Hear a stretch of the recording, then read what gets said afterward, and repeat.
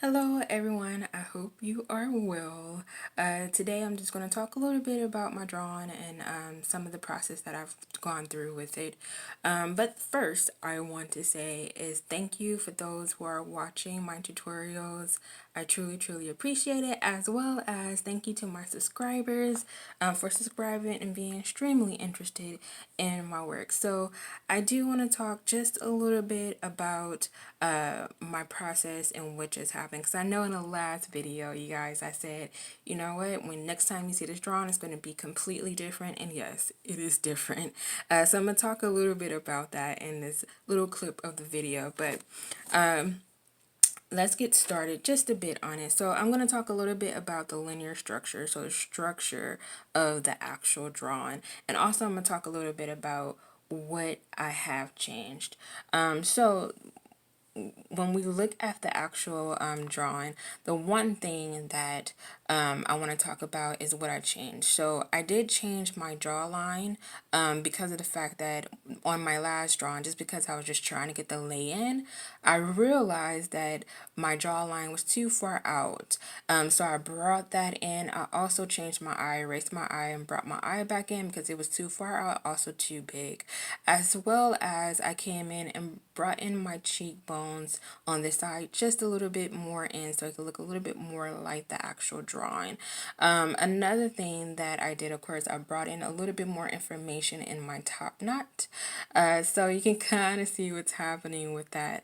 So another thing I want to talk about is the structure. So I utilized the Riley method as well as planar shifts because I was kind of trained both ways and to see that. So those of you guys that don't know what the Riley method is, the Riley method was more so based for illustrators, but studio arts majors or studio artists, they also use it too, but it helps get some of the rhythm lines of the face, as well as once you're done with everything, you tend to have planar shifts. That tends to happen too. But also, planar shifts are just getting the planes of the face, like the top, bottom, and side of things, the top of the cheekbone, the side of the cheekbone, the bottom of the cheekbone. Those are pretty much planar shifts. So I tend to use that as well. So I pull it out whenever I need it and see it. But when we think about planes, if you look at the eye that's here, I brought in a little center line on the eye. So you can see that above my lid, you can see the top of my lid, how that's an outward plane. The bottom of my top lid is a downward plane. The ball of my eye is also a downward plane, but it's a rounded plane. And then you come out for the top of my bottom lid and then down for my bottom lid as well. So you can see planes. If I bring in a center line, you also can see a front and side plane for the lids. Even the top lid, front and side tends to happen. So it's happening again in this eye as well. So I wanted to explain that to my students, because it's very important to not just draw outlines and think that that's what drawing is. It's not. It's really getting the full structure of the actual drawing, and that's what's important. That's what you're trying to get. Another thing I know, in my last drawing, I did not have my nose. So as you can see, I do have my keystone shape. It got really light once I started kind of coming over things, but we have my keystone shape, which is here, and then also the top of my nose, which is here, the ball of my nose. I have my baseline for my nose in, as well as my cast shadow. So that separates light part from dark part. Also, the baseline is the bottom of your nose. So you have the top of your nose, the side of your nose, the wing of your nose. So that's the side of my wing, top of my wing, of my nose. My nostrils are in. So your baseline is first, then your nostrils is under it. So I have that in. A little bit of my philtrum is in, that's coming out of my septum, as well as another thing. Hopefully you guys can see this because it's very thin. I have my top lip in, but there's a little bit of highlight that catches above the top lip that I want you guys to pay attention to.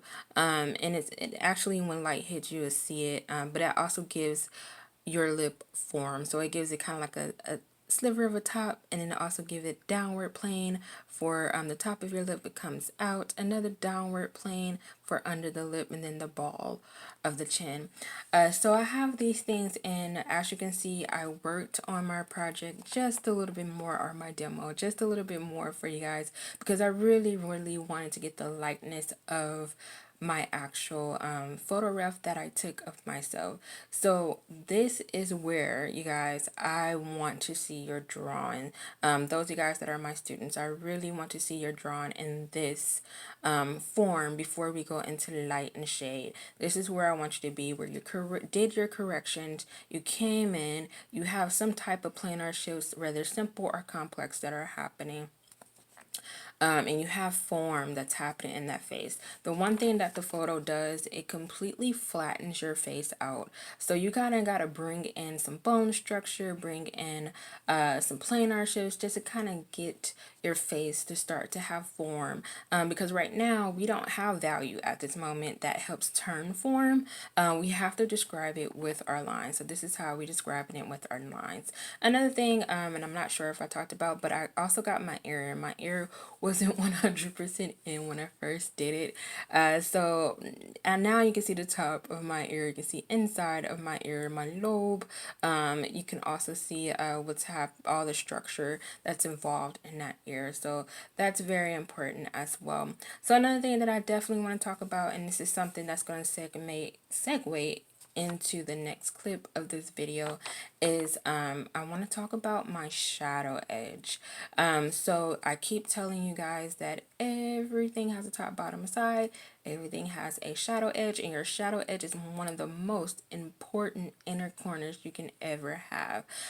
Because the shadow edge, or the terminator, or the bed bug, however you want to call it, is where the light is moving away on the form. So if light is coming from this direction, that means that this side of the face is not getting any light. So light, when it washes over on this side, there's no light that's happening, but all the light is hitting in this area.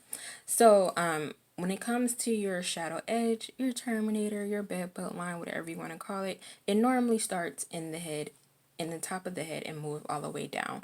So as you can see, this is my shadow edge. Even when it comes to my knot, it has a shadow edge, casting shadow, shadow edge. Then we move down. This is actually a shadow edge where that eyebrow is. There's some casting shadow that's happening. There's a little bit of a casting shadow from my bottom eyelid as well. This whole shape area that's here, that's in shadow. This is a shadow edge for the bottom of my lid. This is a cast shadow. There's also a cast shadow happening over my eye, which I kind of drew in a line for that. So there's a shadow edge for that top lid that's there, and then that top lid casts a shadow over that eye. So that's very important. And normally that cast shadow that's here, it connects to your iris. It also connects to your pupil that's there. So that's very important as well. You can see a little bit of my tear duct. So cast shadow, there's a shadow edge that's connecting to the cast shadow of my nose. So when we think about our shadow edge for our nose really is our baseline. So this is where the shadow edge here is. This is our casting shadow for the nose if you're looking at it. So this cast shadow and also the side of my face are connecting together. So that means the light is hitting here, light isn't in here. Light is hitting on top of the nose, and light is hitting on the side of this face. So that's the separation that's happening. Also, my mouth, because my light is coming from this direction, we have a shadow edge for the top mouth, and look, there's a casting shadow for the top of the mouth that casts onto the bottom of the mouth. Shadow edge, casting shadow, that's here, and then all of this is a shadow edge, and then guess what? Casting shadow. It wraps around this little bitty top of that shirt, casting shadow, casting shadow, casting shadow. So it's very important to get your shadow shapes in and map them out. Another thing on this side, because I didn't talk about it too much, there is also a shadow edge and casting shadow that's happening here. This is a shadow shape that's happening because this is where the inside of my socket is, and that means that no light is shining in that area. And then of course my eyes tend to pop out of my socket just a bit, so that's why you see more light is hitting on my lid. Of course there's not going to be too much light in that ball. Once again, you see that casting shadow from the top of this lid that's here connecting to my pupil, also my iris, and it goes all the way around. So I want you guys to pay attention to that. That's very, very important to pay attention to that. How light is hitting. So my light is coming from this direction. All of this on this side is going to be in my light mask. Everything that's on this side is going to be in my dark mask. So you guys, hopefully I talked about everything, and I think I did. And hopefully you get to see a little bit more of my structure, even just getting the top of the nose, side of the nose, all of that stuff happening, even a little bit more structure in my lip with the casting shadow. But once again, guys, before we start with separating light part from dark part, your drawing, my students, need to be at this stage, at this state before we can start separating.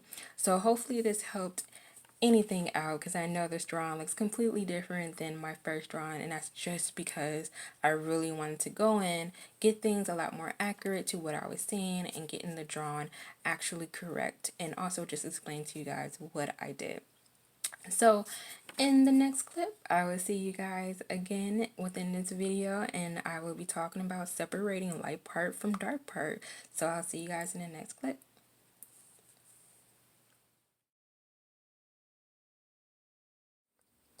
Hey everyone, so in this clip I'm going to be separating my light mask from my dark mask, or light part from dark part, whichever vocabulary feels great. So the first thing that I am going to do, and I know I talked about this in my last clip, that I do have a shadow edge that is coming around even my features as well as my overall face. So I'm going to start with the biggest part of my face. So my shadow edge will always start in the hair. So right now I have on a top knot, so I'm just going to come in and get some of the shadows in here. So I'm using my hatching lines, or a 45-degree angle line, and I want to make sure they're close together as much as possible. Also want to get a little bit of the indent that's here. And I'm going to simplify this. I'm not going to go too far into it.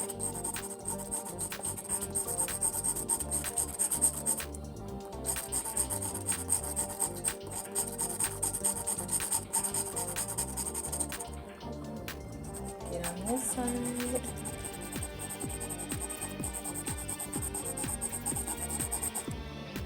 There's a lot of little nuances, and it's not that, as of right now, I'm not going to worry about it. I just want to get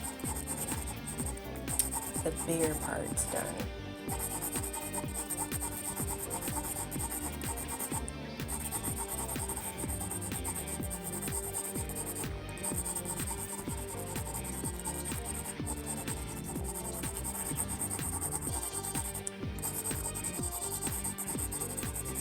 So as you can see, separating light part from dark part. Honestly, I love this part of it, of rendering, is the separation, but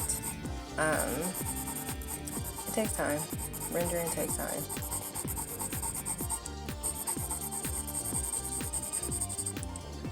That's separated. There's a little bit of this happening that I'm going to, once again, block it all out. Get that cast shadow in that I see under that knot. All of this is in shadow. And I know I didn't say this, but I'm using a 3B pencil from Generals, and I think it's the Kimberly series.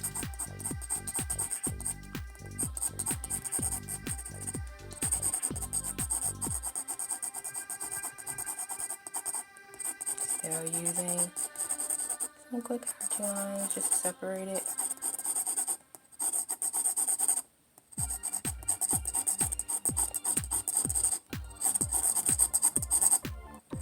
All of this is in shadow.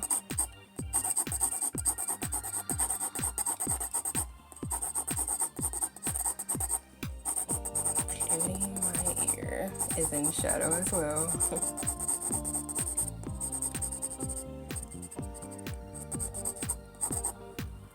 As well as I'm going to start getting into the face. There's a little bit of a cast shadow that's here.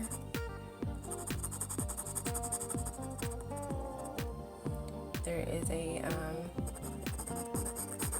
shadow and cast shadow under the eye.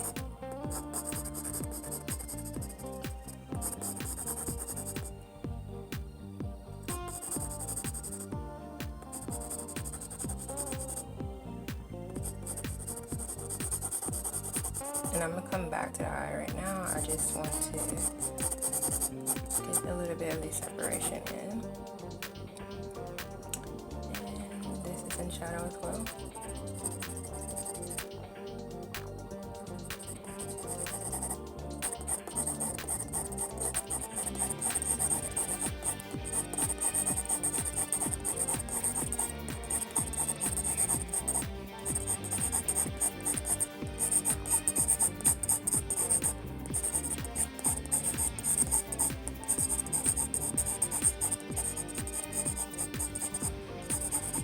I'm getting the bigger shapes in first.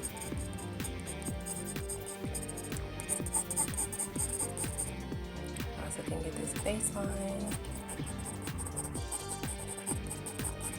as well as the cast shadow with that baseline of the nose.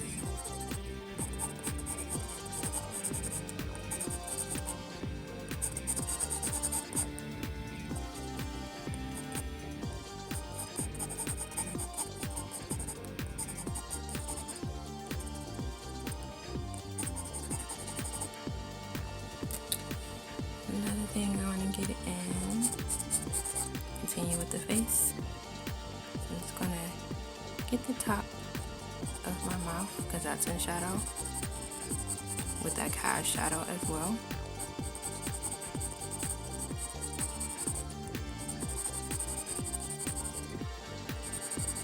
All this is in shadow.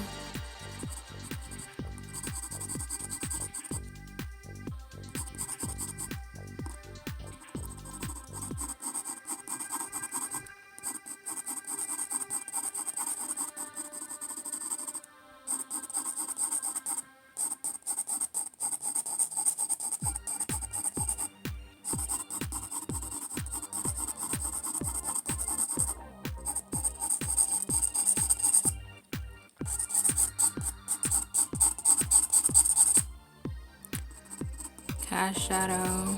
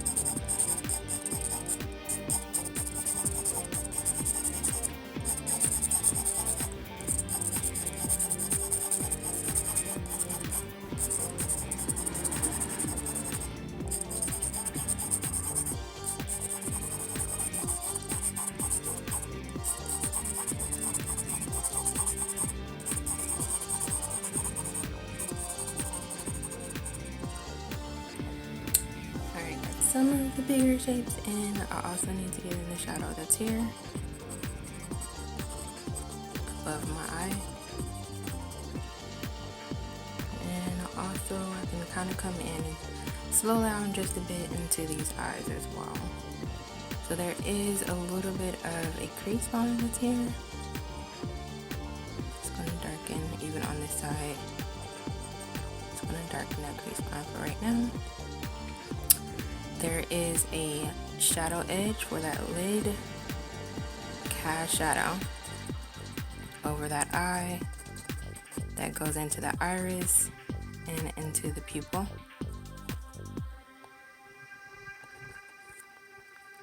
There's a little bit of shadow that's happening here, just a little bit. I'm right about to lighten some areas. And then there's also shadow edge, cast shadow in that eye that goes over the iris into that pupil all the way over, and I kind of got in a little of the shadow that I'm seeing on that side as well. So as you can see for the face so far, I have my light mask that's here. I also have even my shadow edge that's all the way through. I have my dark mask that's on this side, so light mask, dark mask, major shadow edge, major inner corner that's happening. Now I can go into just a little bit of the background. So I kind of want to get an idea for, which I already know this side of my background is going to be darker, this side is going to be lighter, but it's okay to start getting some of these ideas in, or at least get a lay in for it. So I'm just going to move into it rather lightly, or I might just get a major shade in first for everything, almost a light local value possibly.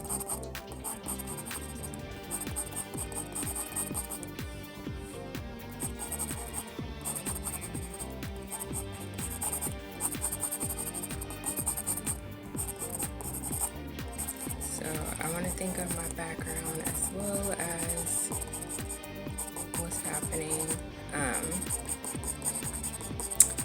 in the face and around the face. It's very important to do that.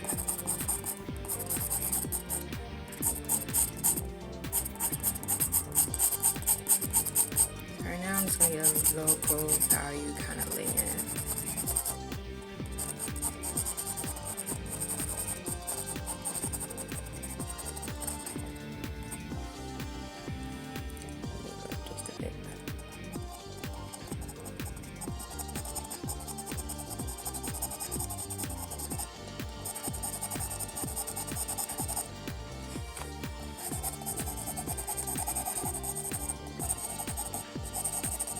And I'm still using my 45-degree angle line. I want to get my lines a little bit closer, but they're doing pretty good already. They're not as close as I want them to be, but doing pretty good.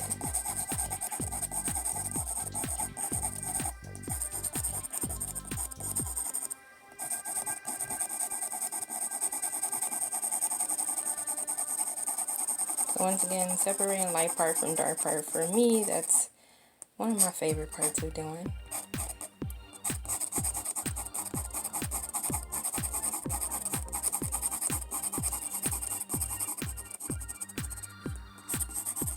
It's very graphic. You can get like a graphic feel of it. That's what's fun about it. Slowly start to see the project come to life.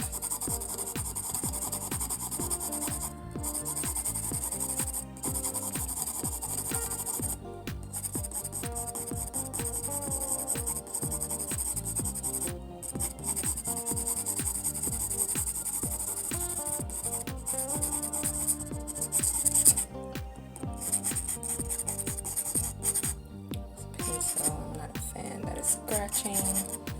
Oh, poor pencil. Let me out here, we can do this.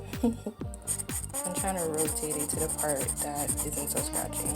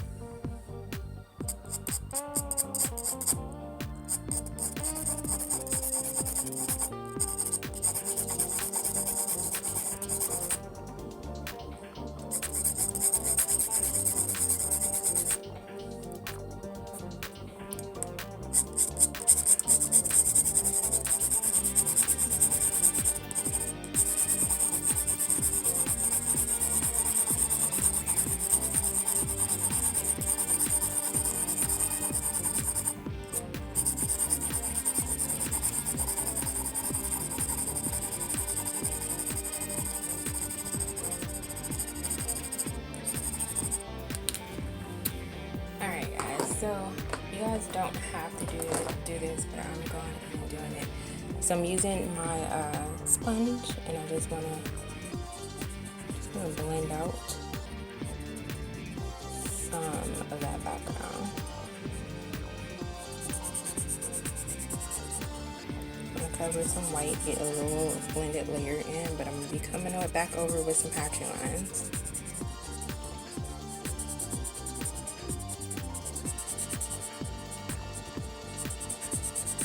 As you can see, I'm not going into any of my hatchet lines in my face at all. Just keep it in the background for right now. With this, I'm just trying to cover up some of the lines, some of that white. Get a little bit of that graphite in the paper.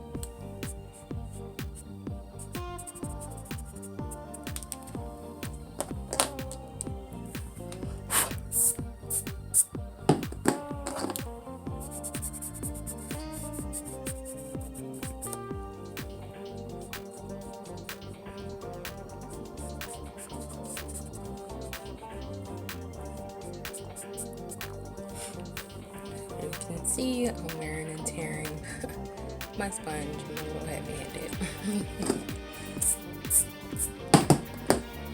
Alright guys, so this is my beginning of separating my light mask from my dark mask. You can see where my shadow edge work starts and how everything is completely separated. Got a little bit of a layer or a little bit of a shade in that background. My background is gonna get extremely dark.